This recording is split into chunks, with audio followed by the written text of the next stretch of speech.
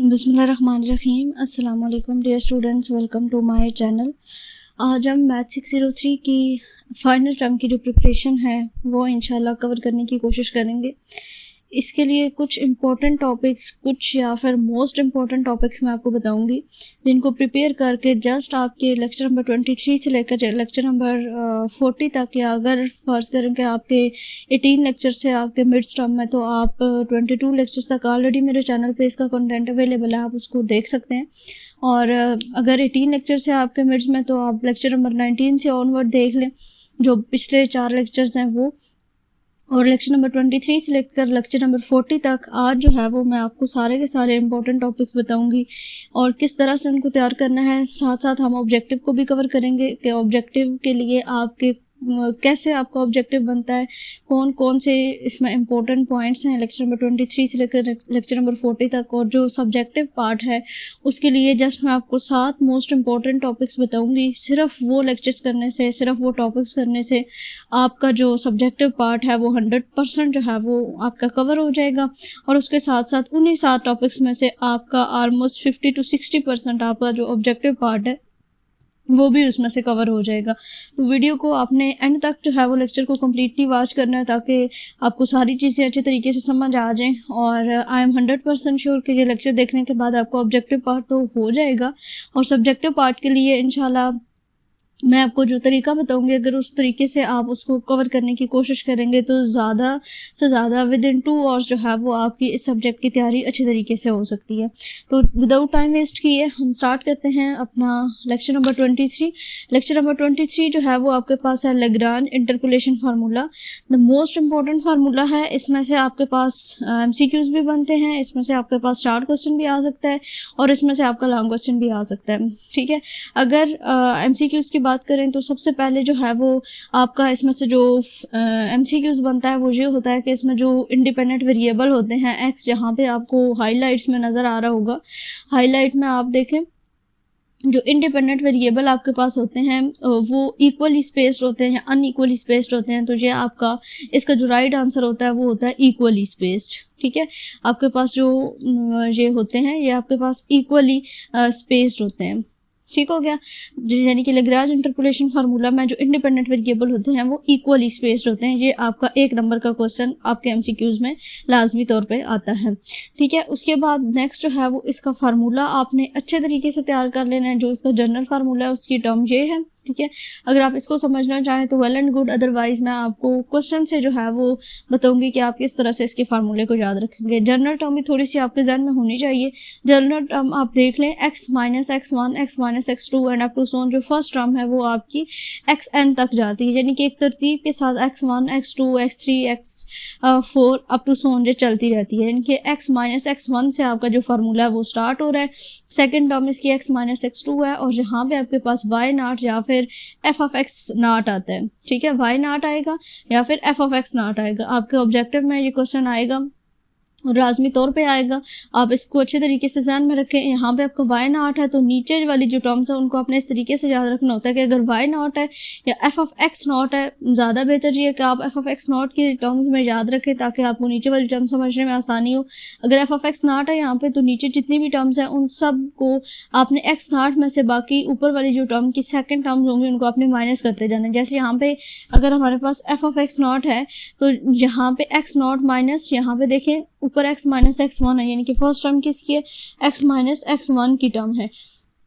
तो x naught minus x1, then इसी तरह x naught minus x2, x naught minus x3 and up to so. जितनी भी terms आपके क्वेश्चन में गिवन होंगी उस हिसाब से चलेंगे। यहाँ पे तो जनरल फार्मूला है, एन टर्म्स तक टर्म्स दी हुई हैं तो इस वजह से यहाँ पे एन टर्म्स लिखी हुई हैं। इसी तरह जो नेक्स्ट इसकी टर्म बनती है वो x माइनस x नॉट से स्टार्ट होती है और इसमें x1 जो है वो इंक्लूड नहीं होता, वो एक्सक्लूडेड होता है। यानी कि x minus x not, x minus x2, x minus x3, इसके बाद सारी टर्म्स इसमें इक्वली आती हैं। सिर्फ आपका जो सेकेंड वाला पार्ट होगा उसमें आपके पास क्या नहीं होगा, उसमें आपके पास x1 नहीं होगा। या यूं समझ लें कि यहाँ पे f ऑफ x नॉट है तो ऊपर वाली जो लाइन है जो आपका न्यूमिनेटर है उसमें आपके पास x नॉट नहीं आना चाहिए। जहाँ पे आपके पास f ऑफ x1 आ रहा है या y1 आ रहा है तो जो ऊपर वाला न्यूमिनेटर है यानी कि आपके पास उसमें आपके पास x1 नहीं आना चाहिए। इस तरह यहाँ पे x minus x naught, x minus x two, x minus x three up to सोन x minus x n terms तक ये जाएंगी। एंड अप टू सोन आपके पास जो लास्ट टर्म्स हैं वो x माइनस एक्स नॉट से शुरू होंगी और x minus x n terms तक जो है ये जाएंगी। तो ये इसका सिंपल सा फार्मूला है। कैसे आपने याद रखना है, सबसे जो पहली टर्म है वो आपके पास y नॉट की आती है, जो न्यूमिनेटर है वो आपके पास x माइनस एक्स वन से स्टार्ट होता है और डिनोमिनेटर में मैंने आपको बता दिया कि हाँ भाई अगर आपके पास x नॉट है या y नॉट है तो नीचे वाली सारी टर्म्स किसको आपने जो है वो x नॉट में से माइनस करना है, जो यहाँ पे सेकंड टर्म्स आपके पास यूज हो रही होंगी। इसी तरह y1 है तो नीचे वाली टर्म्स x1 में से सारी माइनस होंगी, y2 होगा तो x2 में से सारी टर्म्स माइनस होंगी और ऊपर से इसी तरह से नेक्स्ट जो टर्म्स है वो जो है वो एक्सक्लूड होती जाएंगी। जैसे यहाँ पे y नॉट था तो ऊपर कोई x नॉट नहीं है, यहाँ पे y1 है तो ऊपर कोई x1 नहीं आएगा, अगर y2 होगा तो ऊपर से x2 कैंसिल आउट हो जाएगा, y3 आएगा तो ऊपर से x3 वाली जो टर्म है वो बीच में से निकल जाएगी। अभी मैं आपको क्वेश्चन एक दिखाती हूँ उसमें, और उसके बाद जो है वो ये टर्म्स आपने याद रखनी है कि इसका जो सम ऑफ एक्स है यानी कि जो समेशन होता है एक्स का वो प्रोडक्ट किसका होता है, n+1 फैक्टर का होता है। ये भी एमसीक्यूज में पूछा जा सकता है कि बल्कि आता है एमसीक्यूज में। मैं आपको एंड पे फाइल्स दिखाऊंगी, क्विज़ेस की कुछ पुरानी फाइल्स मेरे पास पड़ी हुई हैं, उनमें मैं आपको एमसीक्यूज रिलेट करवाऊंगी जो हम लेक्चर्स देखेंगे उसके बाद, ठीक है। तो n+1 फैक्टर्स जो है वो आपके पास लैग्रांज इंटरपोलेशन फार्मूला में यूज होते हैं। अब देखें जैसे ये हमारे पास एग्जाम्पल है, इसमें तो फार्मूला नहीं लिखा हुआ लेकिन मैं आपको ऐसे ही बता देती हूँ। एग्जांपल है find the Lagrange interpolation polynomial fitting the points. यहाँ पे कुछ इस तरह के क्वेश्चन आपके पेपर में आते हैं, ठीक है। इस तरह से आपको डाटा दिया हुआ होता है और आप कंफ्यूज हो जाते हैं। आपने अक्सर टेबल की फॉर्म में कोई वीडियोस वगैरह देखी भी होती है जिसमें टेबल्स की फॉर्म में डाटा दिया हुआ होता है और उसको आप लिखते हैं। तो ज़्यादातर जो लॉन्ग क्वेश्चन है या कन्फ्यूजन क्रिएट करने के लिए इस तरह का डाटा जो है वो आपको दिया जाता है। इसको आपने खुद टेबुलर फॉर्म में जो है वो अरेंज करना होता है। जैसे y1 equal to -3, y3 equals to 0, y4 equal to 30, y6 is equal to 132। अब ये जो ब्रैकेट्स के अंदर y इन टू लिखा हुआ है ना 1, 3, 4, 6, ये आपके पास x की वैल्यूज होती हैं और जो इसके इक्वल में होती हैं वो आपके पास y की वैल्यू होती है या फिर f ऑफ x की वैल्यू होती हैं, ठीक है। आप एफ ऑफ एक्स को माइंड में रखें तो ज़्यादा बेटर है, आसानी से आपको चीज़ें याद रहेंगी क्योंकि ज़्यादातर आपका एफ ऑफ एक्स यूज़ होता है यानी कि जो फंक्शन है वो यूज़ होता है। तो एक्स की वैल्यू यहाँ पे 1, 3, 4, 6 है, 1, 3, 4 और 6, और y is equal to f of x और एफ ऑफ एक्स की वैल्यू -3, 0, 30 एंड 132। इस तरह से आपने टेबल जो है वो इसका बनाना होता है। तो ये चीज़ आप माइंड में रखिएगा। उसके बाद इसने इंटरपोलेशन का फार्मूला यूज़ किया, लैग्रांज इंटरपोलेशन का। अब किस तरह से यूज़ होगा वह f of x is equal to, अब देखें यहाँ पे कितनी टर्म्स है 1, 2, 3, 4। तो आपने x1 से नहीं शुरू करना होता, आपने x0 से शुरू करना होता है। ये आपके पास जो टर्म है ये x0 की टर्म है, फिर x1 है, x2 है एंड x3 है। इसी तरह नीचे आपके पास f ऑफ x0 है, f ऑफ x1 है, f ऑफ x2 है एंड f ऑफ x3 है। तो ये फार्मूला देखें, x माइनस हमने क्या कहा था कि हमारे पास जो फर्स्ट टर्म है वो x माइनस x1 से स्टार्ट होती है। तो x माइनस x1 आपके पास क्या है, यहाँ पे ये है 3 है, तो x minus x1, x minus x2, ये आपके पास x माइनस x2 आ गए यानी कि x2 आपके पास 4 है। अगर x की वैल्यू आपके पास दी हुई हो तो वो जो है वो आप उसमें जहाँ पे जो है ना वो x की जगह पे x की वैल्यू आती है, लेकिन यहाँ पे नहीं दी हुई, हमने पोलिनोमियल फाइंड करना है तो इस वजह से हम इसको x की टर्म्स में लेके जाएंगे पोलिनोमियल, तब हमारे पास फाइंड आउट होगा जो कि जो है वो 3 to 1 या जो पावर है वो आपके पास डिक्रीज होती जाती है तो उसको आप पोलिनोमियल कहते हो। तो यहाँ पे हम आ गए x माइनस x2 और उसके बाद x माइनस x3 यानी कि x माइनस x3 आपके पास क्या है 6 है, वो आ गया। नेक्स्ट यहाँ पे आपके पास आता है f ऑफ x0, तो f ऑफ x0 आपके पास यहाँ पे क्या है -3 है। अब x0 माइनस x1, ये ऊपर वाला x0 आपके पास क्या है 1 है, 1 माइनस 3, 1 माइनस 4 एंड 1 माइनस 6 हो जाएगा प्लस, फिर इसी तरह x माइनस x0 आएगा, यहाँ पे x माइनस x2 आएगा और x माइनस x3 आएगा। x1 जो है ये वाली जो टर्म है ये हम यहाँ पे नहीं लिखेंगे क्योंकि यहाँ पे हमारे पास क्या आ जाएगा, आपके पास f ऑफ x1 आ जाएगी। ये चीज़ मैंने आपको समझाई थी कि अगर f ऑफ x0 है तो ऊपर कोई जो वैल्यू है वो x0 की नहीं यूज़ होगी। अगर f ऑफ x1 आ जाएगा तो ऊपर कोई वैल्यू f ऑफ x1 की यूज़ नहीं होगी। अगर f ऑफ x2 आ जाएगा तो ऊपर x2 की वैल्यू कोई जो है वो आपके पास, जैसे देखें यहाँ पे x माइनस 4 नहीं है, यहाँ पे x2 की वैल्यू क्या है 4 है।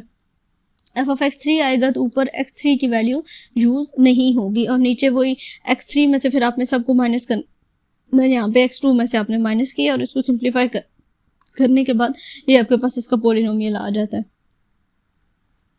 अच्छा, उसके बाद नेक्स्ट हमारे पास आ जाता है जी, और यहाँ पे वाई फाइंड करना था। इस इक्वेशन में आपने जो है वो वैल्यूज़ पुट कर देनी है, एक्स की जगह पे 5 पुट कर देना है, तो आपके पास 75 आंसर आ जाएगा।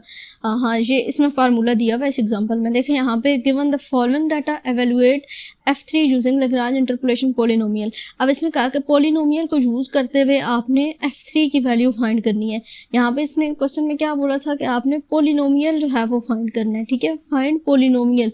तो जब पॉलिनोमियल फाइंड करना है तो इसका मतलब है कि आपका आंसर इस तरीके से आना चाहिए। जब आपको ये बोला जाए कि आपने जो है वो पॉलिनोमियल को यूज़ करना है, तो फिर आपके पास जो है वो आपके पास x की वैल्यू आती है। जैसे इसने f3 बोला है, ठीक है, f3 फाइंड करना है, तो इसका मतलब है कि जो x की वैल्यू है वो हमारे पास क्या है, 3 है। तो अब फार्मूला देखें, यहाँ पे x और f ऑफ x दिया हुआ है, 1 2 5, इस तरह को भी आपको डाटा दिया जा सकता है, और 1 4 3, यानी कि x नॉट 1 है, x1 जो है वो 2 है, x2 जो है वो आपके पास 5 है। इस तरह f of x naught, f of x1 and f of x2। तो यहाँ पे फार्मूला देखें, f of x is equal to x minus x1 x minus x2, ठीक है, और नीचे x naught minus x1 x naught minus x2, और यहाँ पे क्या है, f ऑफ x नॉट है। यहाँ पे f ऑफ x नॉट है, इट्स मीन कि यहाँ पे नोमिनेटर में कोई x नॉट नहीं है, और डिनोमिनेटर में आपने x नॉट में से x1 और x2 को माइनस करना है। f ऑफ x1 है, ऊपर कोई जो है वो आपके पास न्यूमिनेटर में x1 नहीं है, नीचे आपके पास जो है वो x1 minus x not x1 minus x2 है।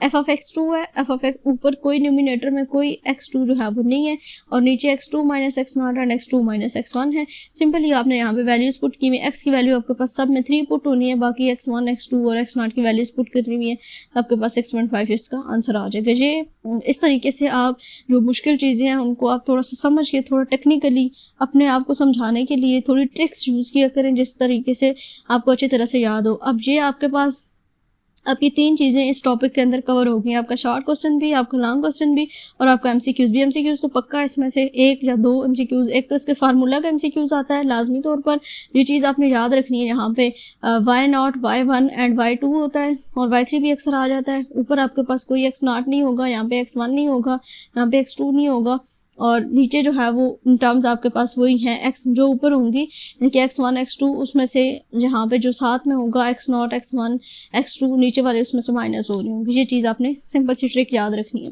तो इस तरह से आप मुश्किल चीज़ों को आसान करके जो है वो चीज़ों को याद किया करें।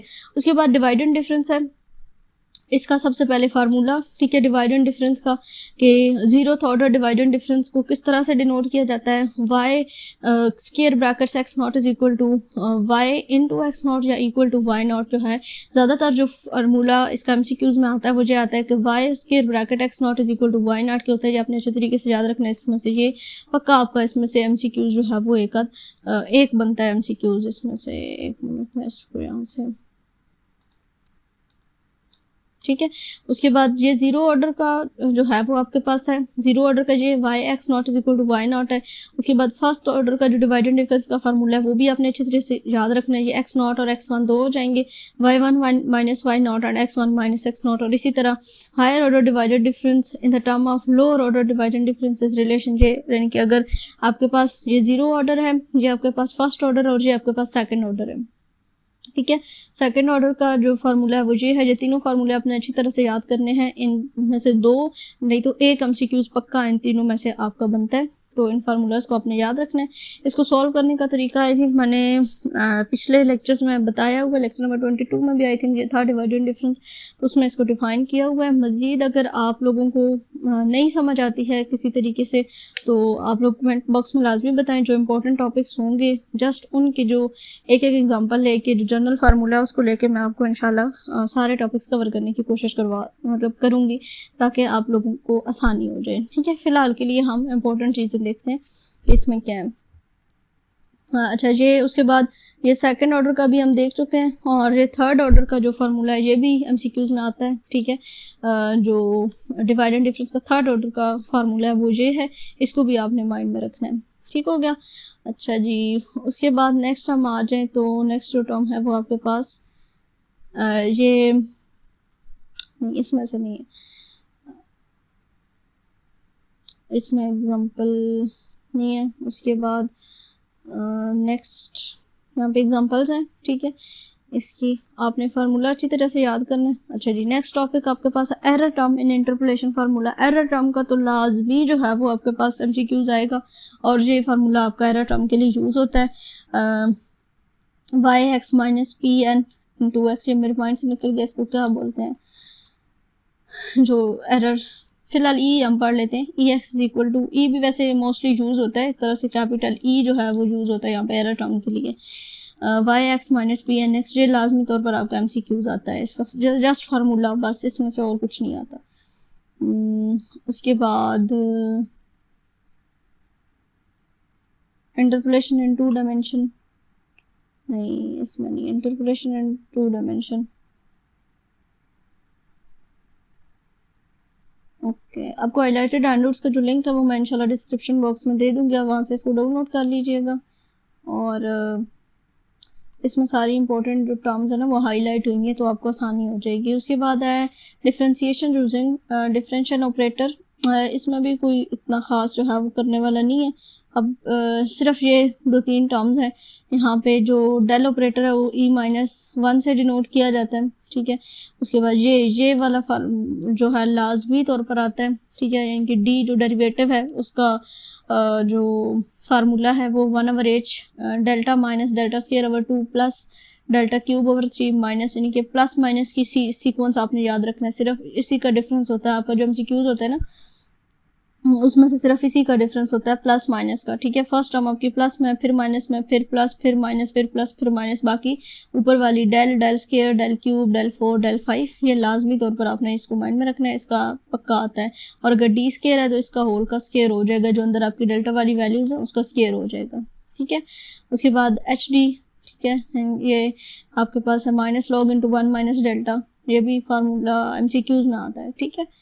उसके बाद ये डेल का ये सिर्फ ये वाली जो टर्म है E1/2 माइनस E-1/2, ये आपका फार्मूला एमसीक्यूज में आता है, ठीक है। ये नहीं है। उसके बाद नेक्स्ट हमारे पास आ जाता है जी डिफरेंशिएशन यूजिंग डिफरेंस ऑपरेटर। वही है दोबारा यहाँ पे डी स्क्वायर सिंपल वाला, और अगर ये वाली टर्म ऐसे नहीं आती है जो मैंने पहले आपको बताया ना और स्क्वायर वाली, उसका स्क्वायर ओपन हुआ हुआ है यहाँ पे बस। अच्छा जी, नेक्स्ट हम आ जाते हैं, यहाँ पे क्या हाईलाइट हुआ हुआ है जी, 2 point formula for the first derivative. 2 point formula पूछा जाता है आपके एमसीक्यूज में, आपने ये फार्मूला लाजमी तौर पर अपने माइंड में रखने हैं। Y i derivative is equal to y into x i plus, सिर्फ फार्मूला आता है आपके पास, ठीक है, x i plus h minus y into x i minus h divided by 2h, या फिर आपको वैल्यूज इनकी दी हुई होती हैं, आपने 2 पॉइंट का फार्मूला लगा के इसका राइट आंसर बताना होता है। ये 2 पॉइंट का फार्मूला आता होगा तो आपके पास वैल्यूज दी हुई होंगी, आपके पास एच की वैल्यू भी दी हुई होगी, आपके पास वाई की वैल्यू भी होगी, एक्स की वैल्यू भी होगी। आपने सिंपल वैल्यूज को पुट करना है। x1 यहाँ पे तो एक्स आई है ना, यानी कि जर्नल टर्म दी हुई है, तो वहाँ पे आपको x1 x2 y1 y2 इस तरह से वैल्यूज दी हुई होंगी। आपने ये फार्मूला याद रखना है तो आपका आसानी से एमसीक्यू जो है वो सॉल्व हो जाएगा।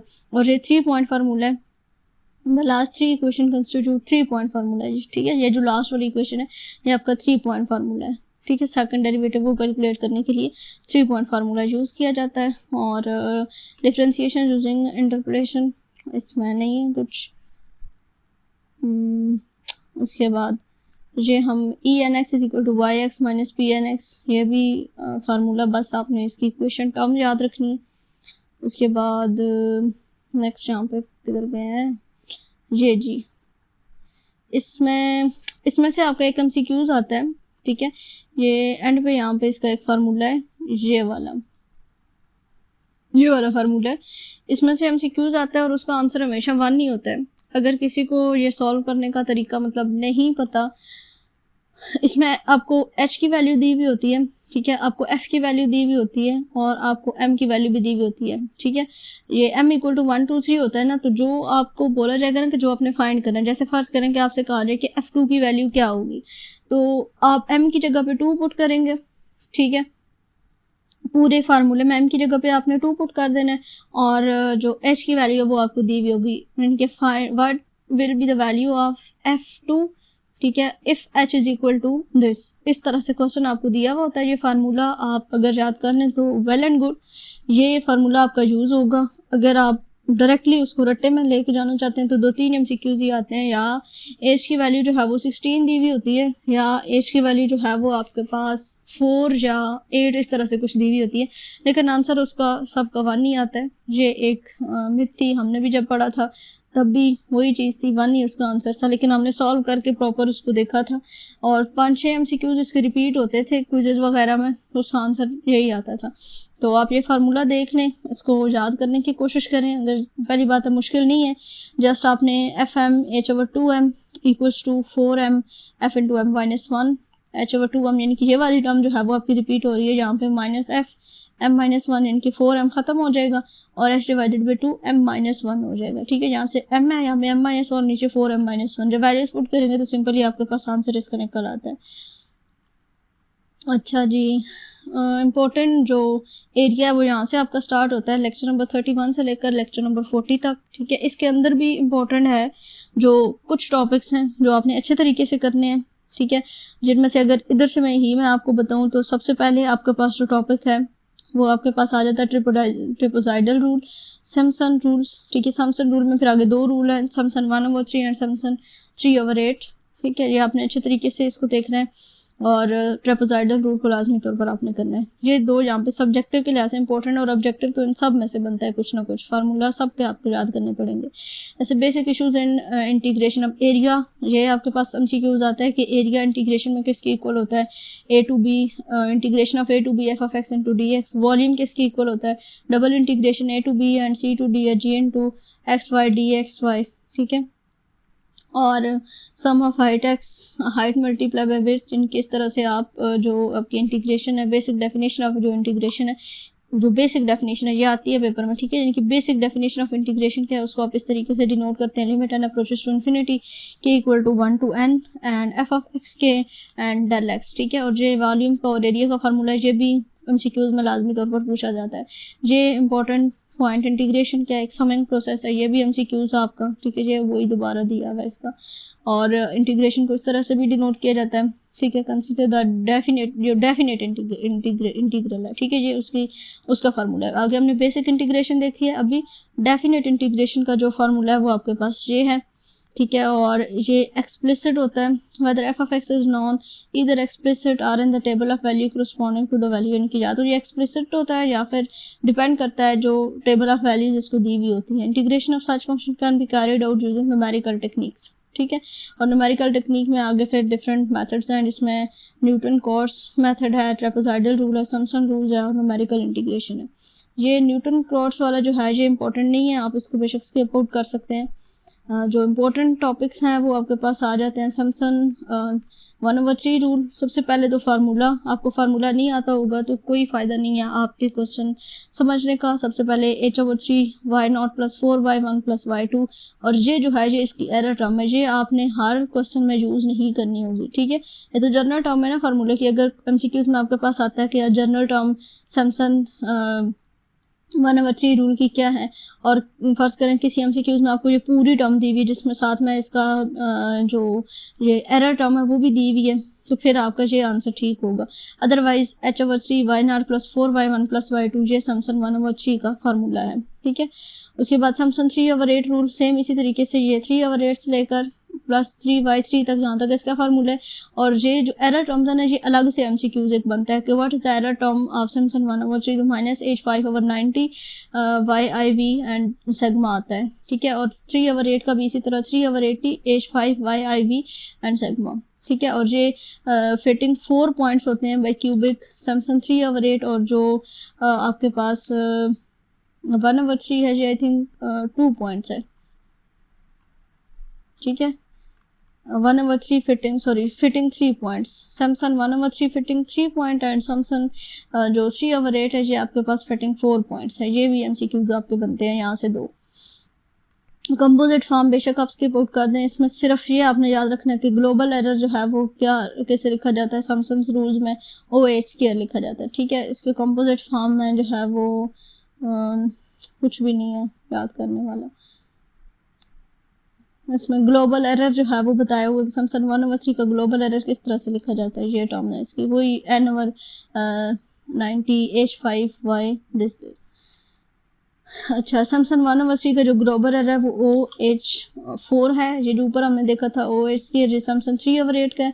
और ये जो है आपके पास सैमसंग 1/3 का है। ये छोटे छोटे जो पॉइंट्स हैं इनमें से आप MCQs बनते हैं। ये MCQs आता है OH4 या फिर 3/8 का आता है। ठीक है, ये कंपोजिट फॉर्म इसकी लिखी हुई है और एरर टर्म बस दिया हुआ है यहाँ पे जी। उसके बाद ये दोनों बहुत इंपॉर्टेंट है, इसमें से लाजमी तौर पर सब्जेक्टिव ऑब्जेक्टिव दोनों आता है।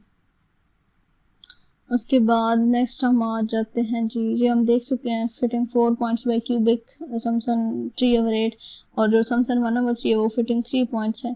और ट्रेपेजॉइडल रूल, ठीक है, आपने इसका फार्मूला तैयार करना है अच्छी तरीके से ट्रेपेजॉइडल रूल का। ठीक है, इसमें से भी आपका शॉर्ट क्वेश्चन बनता है। अच्छा, trapezoidal rule of integration is definite integral of OH square, ये इसका बनता है MCQs। और हम एक्यूरेसी इंप्रूव किस तरह से कर सकते हैं ट्रेपेजॉइडल एंड सिम्पसन रूल के यूजिंग रिचर्डसन एक्सट्रापोलेशन प्रोसीजर। ठीक है, और इसका दूसरा नाम जो है वो रोम्बिक इंटीग्रेशन, मैं अगर गलत प्रोनाउंस कर रही हूँ तो आई एम सॉरी, बट ये आपने याद रखना है इसको। ठीक है, अच्छा जी, नेक्स्ट जो आपके पास फार्मूला किस चीज़ का है, किसी का भी नहीं। अच्छा जी, उसके बाद आगे आ जाएं तो नेक्स्ट आपके पास कौन से इंपॉर्टेंट टॉपिक्स हैं, ये वाले। इसमें ऑर्डिनरी डिफरेंशियल इक्वेशन है, इसमें Taylor series, Euler method and RK method, ये तीनों चीज़ें इंपॉर्टेंट हैं आपके सब्जेक्टिव एंड ऑब्जेक्टिव दोनों के लिए। और ये सबसे पहले MCQs और इनिशियल एंड बाउंड्री कंडीशंस इसमें होती हैं। ठीक है, उसके बाद जी आपके पास आ जाता है इनिशियल वैल्यू प्रॉब्लम, इसको YT0 is equal to Y0 इसको रिप्रेजेंट किया जाता है, इसको इनिशियल वैल्यू प्रॉब्लम आप कहते हो। ठीक हो गया, उसके बाद नेक्स्ट आपके पास टेलर मेथड है। ठीक है, इनिशियल वैल्यू डिस्क्राइब इस तरह से डिस्क्राइब किया जाता है और टेलर का जो फार्मूला है वो ये है। और उसके बाद ये इसमें से MCQs बनते हैं, टेलर की तीसरी टर्म फाइंड करें, चौथी टर्म फाइंड करें, Y1 Y2 Y3 इस तरीके से। ठीक है, आपने ऐसे करना है, आपके जो क्विजेज है ना उसकी कोई सॉल्व वीडियोस आपने 1-2 देख लेनी है, ताकि जो MCQs है वो सॉल्व करने का तरीका भी थोड़ा बहुत आपको पता चल जाए। जो जर्नल टर्म्स है वो तो मैं आपको बता रही हूँ। उसके बाद यूलर मेथड मोस्ट इंपॉर्टेंट है, शॉर्ट में लॉन्ग में। मुझे याद है कि जब मेरा पेपर हुआ था तो यूलर मेथड में से मेरे लॉन्ग क्वेश्चन भी दोनों आए हुए थे और शॉर्ट क्वेश्चन भी एक था, और मुझे इसी का फार्मूला भूल गया था, जबकि सबसे आसान फार्मूला इसी का है। लेकिन किस्मत की बात है, एनीवे ये इसका फार्मूला है आपके पास यूलर का। ये इसका जर्नल जो फार्मूला है YM+1 is equal to YM+HF TM and YM। ये TM जो है ना ये मुझे भूल गया था, जहाँ पे मैं XM लिख रही थी, लेकिन अल्हम्दुलिल्लाह इसमें मेरा CGPA अच्छा आ गया था, A ग्रेड था इसमें से मेरा। अच्छा जी, ये आपके पास इसकी जनरल टर्म है यूलर मेथड की YM+1 YM+HF into TM and YM। H को जो है वो आप फाइंड आउट करते हैं, यहाँ पे H का फार्मूला ऊपर हमने देखा था, आई थिंक मैंने हाईलाइट किया है या मिस आउट कर दिया है। A+B/2 फार्मूला होता है H का, शायद अब बहुत पीछे रह गया, लेकिन H का फार्मूला A+B/2, जो दो टर्म्स आपको दी हुई होती हैं उनमें से ही आपने इसका फार्मूला निकालना होता है। ये जैसे यहाँ पे देखें, ये एग्जांपल दी हुई है यहाँ पे आपको, using Euler method find approximate at x equal to 0.1 in 5 steps. तो 0.1 जितने स्टेप्स जो पॉइंट आपको दिए हुए होंगे और जितने पॉइंट्स आपने निकालने होंगे उसको आपने उतने पे डिवाइड, जैसे 0.1 इस x की वैल्यू दी हुई है और 5 निकालने हैं आपने स्टेप्स, तो 5 पे इसको आपने डिवाइड कर देना है। अच्छा जी, नेक्स्ट आपके पास आ जाता है यूलर मेथड लाजमी तौर पर करना है, मॉडिफाइड यूलर मेथड की नहीं ज़रूरत, इसमें से नहीं आता आपका क्वेश्चन। इसमें से मॉडिफाइड नहीं, सिर्फ आपने यूलर मेथड को तैयार करना है। अच्छा, उसके बाद आरके मेथड लाजमी करना है, इसमें 4 केस हैं। ठीक है, जो बेसिक आरके मेथड का फार्मूला वो ये है YN+1 is equal to YN+H। ठीक है, और K1 का फार्मूला, K2 का फार्मूला, आगे मैं K3 और K4 आपको दिखाती हूँ। ठीक है, ये इसका टेलर एक्सपेंशन है, इसकी नहीं ज़रूरत है। ये आपके पास यहाँ पे किधर गया, ये K1 K2 तो देख लिया ना, K3 और K4 कहाँ चले गए,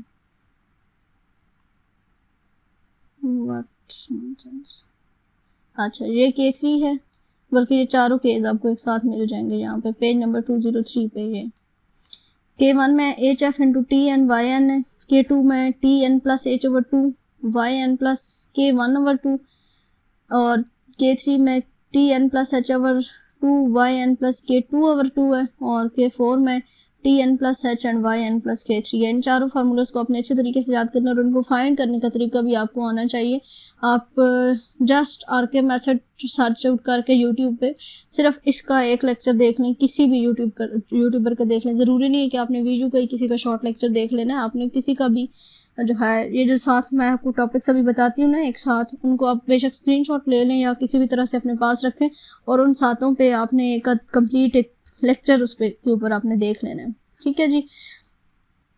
अच्छा, आरके मेथड और बस यहाँ तक ही है। इसके बाद नेक्स्ट और क्या रहता है पीछे, प्रिडिक्टर करेक्टर मेथड। इसमें से बस आपने जो हाईलाइटेड टर्म्स होंगी ना, मैं आपको हैंडआउट प्रोवाइड करूंगी, जस्ट आपने इसमें से हाईलाइटेड टर्म्स करनी है। ठीक है, इसको सिंगल स्टेप मेथड कहते हैं। ठीक है, और जो प्रिडिक्टर करेक्टर मेथड है उसको आप मल्टी स्टेप मेथड कहते हैं। ठीक है, और करेक्टर फार्मूला यूज होता है improve the value of y n plus one. ये एमसीक्यूज में इस जो लास्ट वाले 2-3 टॉपिक्स है ना, इसमें से सिर्फ आपके एमसीक्यूज बनते हैं। आरके मेथड तक आपका सब्जेक्टिव जो है वो क्लियर हो जाता है। ठीक है, और RK method use to start the predictor method. ठीक हो गया। उसके बाद मिलाइन मेथड, इसमें से नहीं है कुछ भी करने वाला। इसमें से आपने ना सिर्फ इसकी एरर टर्म्स याद रखनी है कि मिलाइन मेथड जो है उसकी एरर टर्म क्या है। ठीक है, और इसी तरह मिलाइन प्रिडिक्टर मेथड है। ठीक है, इसमें पी और सी की वैल्यूज आपने इसका जो फार्मूला है ना वो याद रखना है। इसमें से एमसीक्यूज आता है, और ये इसकी जो एरर टर्म्स है। ठीक है, ट्रांजैक्शन एरर और मैग्नीट्यूड ऑफ ट्रांजैक्शन एरर, ये दोनों टर्म्स आपकी इंपॉर्टेंट है सिर्फ। ठीक है, इसमें से उसके बाद बस इतना ही है मिलाइन प्रेडिक्टर। ये बेशक इसको करने की ज़रूरत नहीं है ज़्यादा डिटेल्स में, बस यहाँ तक ही आपने करना है। एडम मोल्टन मेथड में से आपने क्या करना है, इसमें से भी सिर्फ आपने इसकी एरर टर्म्स आपने याद रखनी है। ठीक है, बस बेशक इसको भी आप सब्जेक्टिव के लिहाज से छोड़ सकते हैं। बस यहाँ तक ही आपका सिलेबस है। इसके बाद जो आपके टॉपिक्स हैं 41 से नेक्स्ट, वो आपके नहीं है करने वाले, वो प्रोजेक्ट्स वगैरह में यूज होते हैं। 40 तक ही आपका सिलेबस इसका कवर होता है। अच्छा, अभी हम देखते हैं इम्पोर्टेंट टॉपिक्स जो हैं इसके, ये most important, Lagrange formula, Newton divided difference interpolation, trapezoidal rule, Simpson 1/3, Simpson 3/8, Euler method, RK method. बस ये 7 टॉपिक्स आपने अच्छे तरीके से करने, इतने अच्छे तरीके से करने कि इसमें से ज़रा भी गलती की गुंजाइश ना हो। आपका सब्जेक्टिव और ऑब्जेक्टिव दोनों मैं गारंटी के साथ कह रही हूँ कि 80 to 90% आपका जो काम है वो इन्हीं 7 टॉपिक्स में से होगा।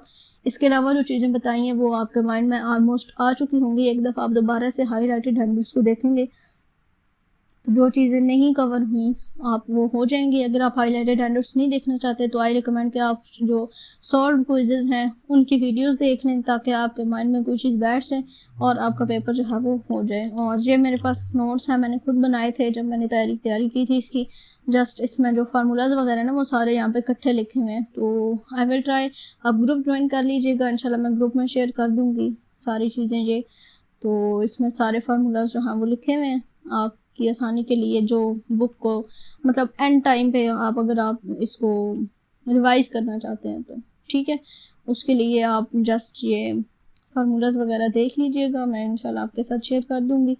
तो ये आपका एक कंप्लीट डिटेल्स थी आपके फाइनल टर्म की प्रिपरेशन के लिए। होप्स के समझ आ गई होगी चीज़ों की, काफ़ी सारी मैंने कवर करने की कोशिश की है और एक तो पूरा टॉपिक मैंने आपको समझा दी है। बाकी इंशाल्लाह कोशिश करेंगे नेक्स्ट टॉपिक्स के ऊपर हम अलग से लेक्चर्स बनाएं। तो उम्मीद है आपको लेक्चर अच्छा लगा होगा, किसी के साथ शेयर कर दें ताकि सबकी हेल्प हो सके। इंशाल्लाह मिलेंगे अपने नेक्स्ट लेक्चर में। अल्लाह हाफिज़।